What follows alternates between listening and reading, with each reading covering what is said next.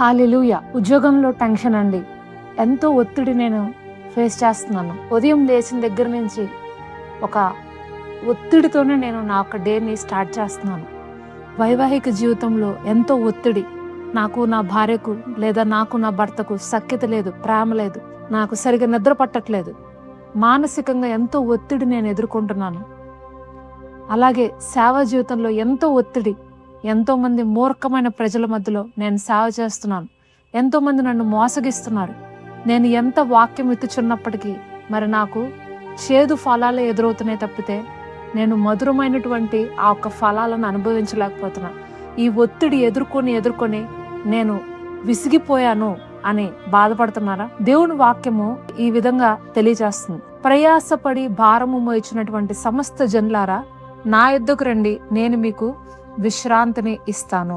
ఈరోజు మీరు ప్రయాసతో ఉన్నారేమో, భారముతో ఉన్నారేమో, ఒత్తిడితో ఉన్నారేమో, విశ్రాంతి లేకుండా అటు ఇటు తిరుగుచున్నారేమో.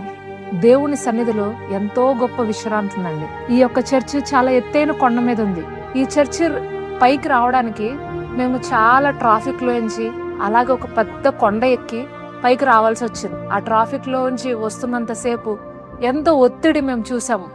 అబ్బా, ఎప్పుడు ఈ ట్రాఫిక్ లోంచి బయటకు వస్తాం, ఎప్పుడు ఈ కొండ పైకెక్కి మనం వెళ్తాము అని ఒక ఒత్తిడి మేము చూసాం. కానీ ఎప్పుడైతే ఆ కొండ పైకెక్కి ఈ చర్చిలోకి అడుగు పెట్టామో ఒక గొప్ప విశ్రాంతి, ఒక గొప్ప సన్నిధిని, ఆనందాన్ని, సంతోషాన్ని మేము ఇక్కడ అనుభవిస్తున్నాం. హల్లెలూయా.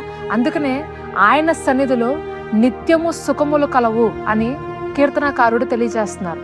మీరు ఎక్కడెక్కడో తిరుగుచున్నారేమో, ఒత్తిడి తట్టుకోలేని స్థితిలో మీరు ఉన్నారేమో, ఒక్కసారి దేవుడి సన్నిధికి రండి.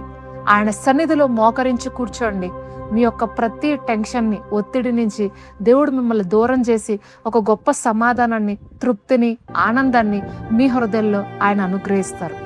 కాబట్టి ఈ లోకం ఇవ్వలేని సంతోషం, ఉద్యోగం ఇవ్వలేని సంతోషం, విహారయాత్రల ద్వారా పొందలేనటువంటి సంతోషము, విశ్రాంతి దేవుని సన్నిధిలో ఒక దినము గడుపుట వలన, ఒక గడియ గడుపుట వలన మీరు పొందుకుంటారు. హల్లెలూయా. కాబట్టి మరి మీరు ఏది చూస్ చేసుకుంటారు ఈరోజు? ఆయన సన్నిధినా, ఈ లోకాన్న?